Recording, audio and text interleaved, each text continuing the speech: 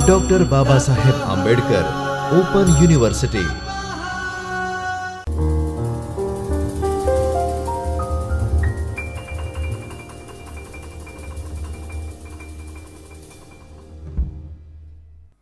नमस्कार विद्यार्थी मित्रों,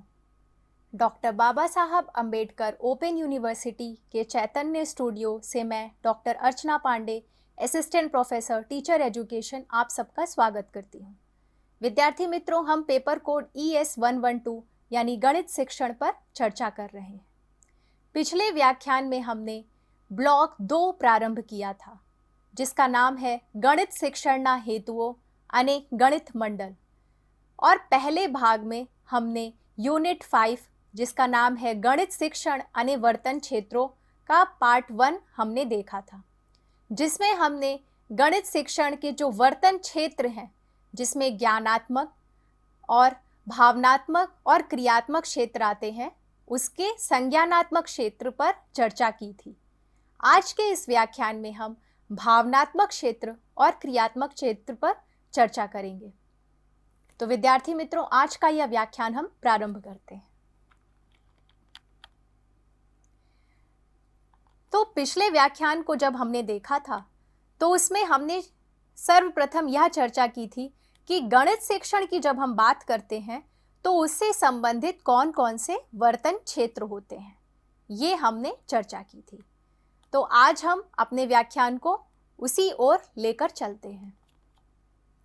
तो हमने यह भी देखा था कि ब्लूम के द्वारा ये जो व्यवहार के क्षेत्र हैं, उनको 3 प्रकार से वर्गीकृत किया गया है। यानी 1956 में ब्लूम के द्वारा, JS ब्लूम जी के द्वारा यह जो वर्गीकरण है वह किया गया था। उसमें कॉग्निटिव क्षेत्र यानी कॉग्निटिव डोमेन, उसके बाद एफेक्टिव डोमेन जिसको हम भावनात्मक डोमेन कह रहे हैं, और उसके बाद क्रियात्मक क्षेत्र यानी साइकोमोटर डोमेन के बारे में चर्चा की गई थी। तो आज का जो हमारा व्याख्यान है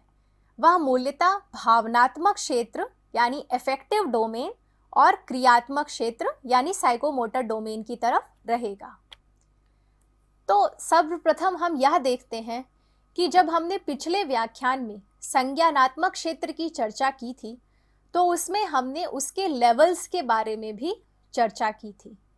तो उसके कौन कौन से जो लेवल थे, यानी सबसे पहला जो लेवल था वो था हमारा नॉलेज लेवल यानी ज्ञान का स्तर। उसके बाद वह हमारा समझ का स्तर जिसको हम अंडरस्टैंडिंग या कॉम्प्रिहेंशन लेवल कहते हैं। तीसरा जो हमारा लेवल था वह अनुप्रयोग का लेवल था यानी एप्लीकेशन लेवल, और वह लेवल धीरे धीरे बढ़ते हुए फिर इवैल्यूएशन यानी मूल्यांकन लेवल तक पहुंचा था। तो वह था हमारा संज्ञानात्मक क्षेत्र। आज का जो व्याख्यान है यह मूलतः भावनात्मक क्षेत्र की ओर फोकस करेगा। तो हम देखते हैं कि भावनात्मक क्षेत्र, और खासकर गणित विषय में भावनात्मक क्षेत्र की यदि हम चर्चा करें तो वह किस प्रकार की होती है, और जब हम गणित शिक्षण की बात करें तो हम अपने कक्षा में किस प्रकार से यह समझ सकते हैं कि भावनात्मक क्षेत्र में व्यवहार परिवर्तन हो रहा है। तो यह क्षेत्र विद्यार्थी के भाव को छूता है, क्योंकि यहाँ पर हम भावनात्मकता की बात करते हैं, इमोशन की बात करते हैं, तो इसलिए ऐसा लिखा है कि यह क्षेत्र विद्यार्थियों के भाव को छूता है। इस क्षेत्र के अंतर्गत गणित शिक्षा के परिणाम स्वरूप छात्रों के दृष्टिकोण, भावनाओं में परिवर्तन को समझाया गया है। यानी हम कई बार ऐसा देखते हैं कि कोई ऐसे विषय होते हैं जिसमें छात्रों को खासकर काफ़ी रुचि होती है, और कई ऐसे विषय भी होते हैं, गणित विषय के कुछ ऐसे ब्रांच होते हैं जिसमें छात्रों को बिल्कुल रुचि नहीं होती है। तो यदि हम बात करते हैं कि छात्रों के दृष्टिकोण और भावनाओं में परिवर्तन, तो ये इस प्रकार से समझा जा सकता है। यानी यदि गणित का कोई अच्छा शिक्षक या शिक्षिका है छात्रों के समक्ष, तब हम देख पाते हैं कि वह कठिन प्रश्न को भी आसानी से समझते हैं, और उसके लिए उनमें धीरे धीरे रुचि विकसित हो जाती है जब उन्हें प्रेरणा मिलती है, और वे उस प्रेरणा का सूत्र अपने साथ लेकर ही अपने अंदर गणित की विषय के लिए रुचि विकसित कर पाते हैं। तो इस प्रकार हम देख पाते हैं कि विद्यार्थियों के दृष्टिकोण में बदलाव यदि हम देख पा रहे हैं, तब हम कहते हैं कि उनके भावनात्मक क्षेत्र में हम कुछ परिवर्तन देख रहे हैं। इस क्षेत्र में वे मामले जुड़े हैं जो छात्रों की रुचियों और दृष्टिकोणों को छूते हैं। जैसे हम बात करते हैं अभिप्रेरणा की, जिसमें मोटिवेशन की बात हम करते हैं, उसके बाद उनके इंटरेस्ट की बात करते हैं, उनके एटीट्यूड की बात करते हैं, उनकी अभिवृत्ति की जब हम चर्चा करते हैं,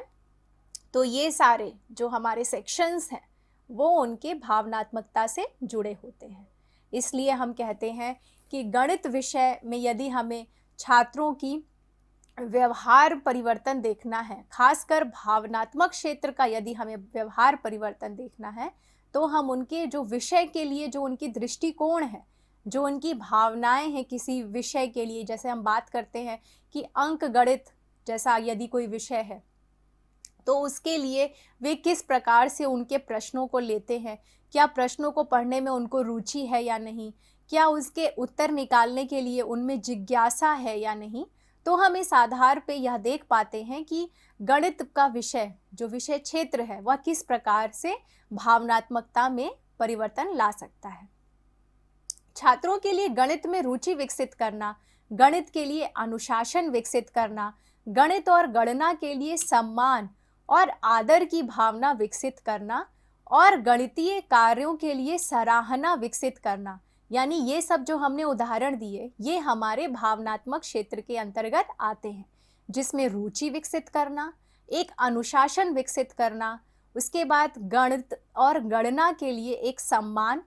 और विकसित कर पाना, और गणित के जो उत्तर हैं, यानी गणित के माध्यम से हम कितनी ही चीज़ों को हम अचीव कर सकते हैं, यदि ये सोच विकसित हो जाए तो धीरे धीरे फिर गणित विषय में रुचि भी विकसित हो जाती है।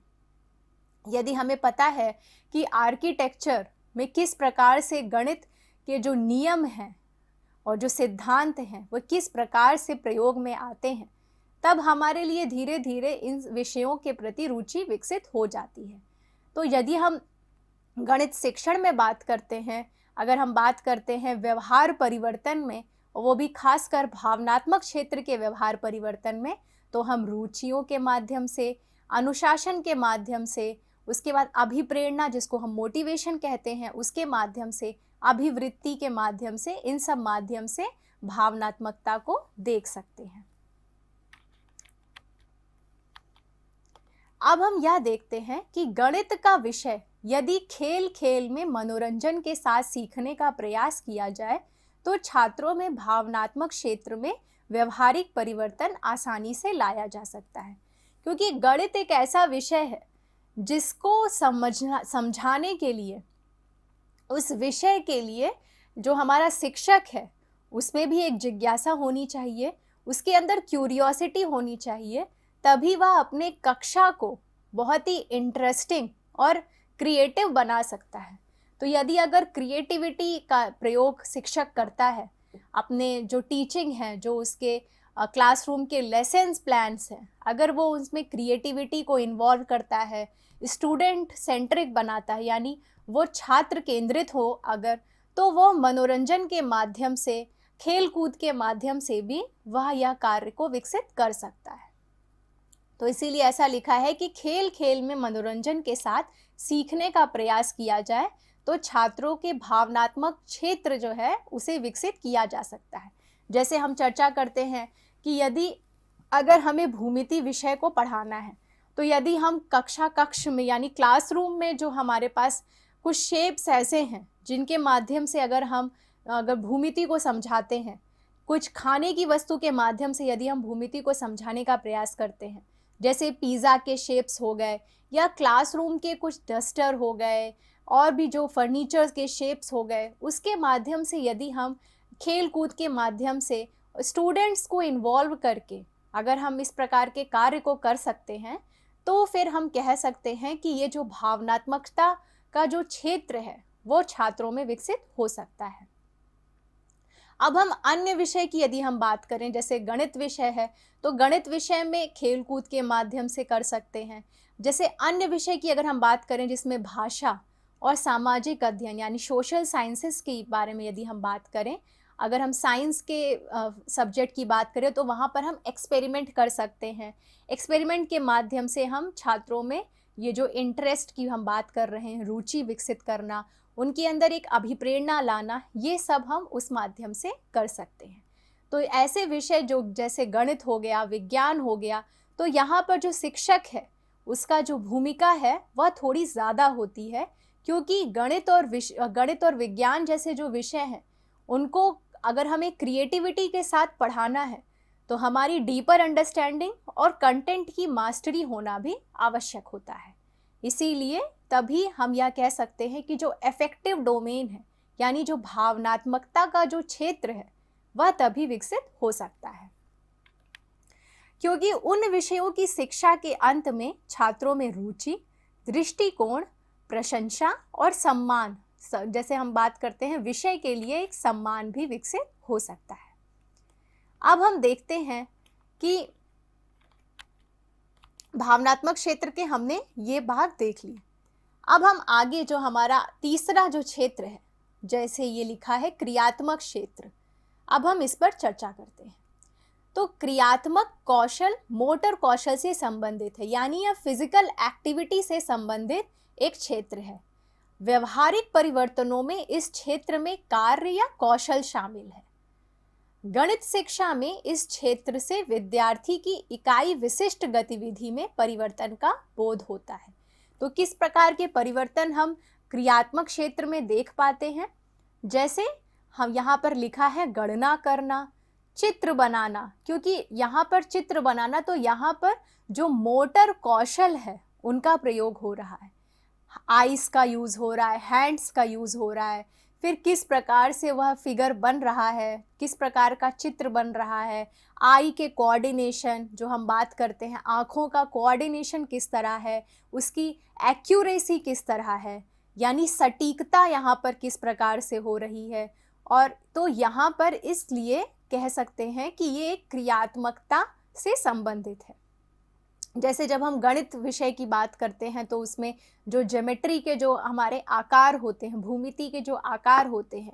उनको समझने के लिए और ये बताने के लिए अगर कुछ हमें चित्र बनाना है, कुछ हमें उनका वैल्यू निकालनी है कैलकुलेट करके, तो वो हमारे मोटर कौशल यानी हमारे साइकोमोटर स्किल्स से संबंधित होता है। वहाँ पर आँखों का कोऑर्डिनेशन और डीपर अंडरस्टैंडिंग, जहाँ पे हम बात करते हैं कि फिजिकल जो हमारे मोटर्स हैं उन पर भी हम कुछ वेरिएशंस देख पाते हैं। जैसे है ज्योमेट्री उपकरणों का उपयोग करना। जैसे हम बात करते हैं कि जो ज्योमेट्री के उपकरण होते हैं, जैसे कंपास हो गया, डिवाइडर हो गया, तो ये सारे उपकरण से हम किस प्रकार से एंगल निकाल सकते हैं, कोण निकाल सकते हैं, तो वो भी हमारे साइकोमोटर स्किल्स होते हैं और ये हमारे साइकोमोटर डोमेन के अंतर्गत आते हैं। इस क्षेत्र में इस प्रकार की क्रियाओं में व्यवहार परिवर्तन में कौशल देखा जाता है। यानी जब हम बात कर रहे हैं कि हम एक्यूरेसी किस प्रकार, हमारा जो हमारी सटीकता है वह किस स्तर की सटीकता है, वे हमारी साइकोमोटर डोमेन के माध्यम से देखी जाती है। इसके लिए गति और सटीकता की आवश्यकता होती है। यानी यहाँ पर प्रिसिशन और एक्यूरेसी की बात हम करते हैं कि हमने किस प्रकार से किसी वस्तु को समझा और उस प्रकार से फिर हमने उसको अर्जित करके हमने उसका नया रूप बनाया, इमिटेशन करके फिर हमने उसको क्रिएट किया, तो वो हमारे क्रियात्मक क्षेत्र के अंतर्गत आता है। तो हमने आज का ये जो हमारा व्याख्यान रहा उसमें हमने क्रियात्मक क्षेत्र के बारे में चर्चा किया और उसके बाद फिर हमने यह देखा कि क्रियात्मक क्षेत्र गणित विषय में किस प्रकार के हो सकते हैं, जिसमें जो ज्योमेट्री के जो आकार दिए होते हैं ज्योमेट्री बॉक्स में उनका किस प्रकार से प्रयोग करना है सटीकता के साथ और उसको एक्यूरेसी के साथ किस प्रकार से प्रयोग कर सकते हैं, वो स्किल डेवलप करना। और उसके साथ ही हमने भावनात्मकता का जो क्षेत्र है वो किस प्रकार से विकसित होता है और गणित विषय में यदि हम बात करें खासकर तो रुचि होना, अनुशासन होना और जो हमारे सब्जेक्ट के लिए एक प्रकार का सम्मान होना हमारी अभिप्रेरणा को किस प्रकार से प्रभावित कर सकते हैं, उस पर हमने चर्चा की। तो विद्यार्थी मित्रों, आगे वाले व्याख्यान में हम इससे संबंधित कुछ प्रश्न हैं उस पर चर्चा करेंगे। धन्यवाद। स्वाध्यायः परमः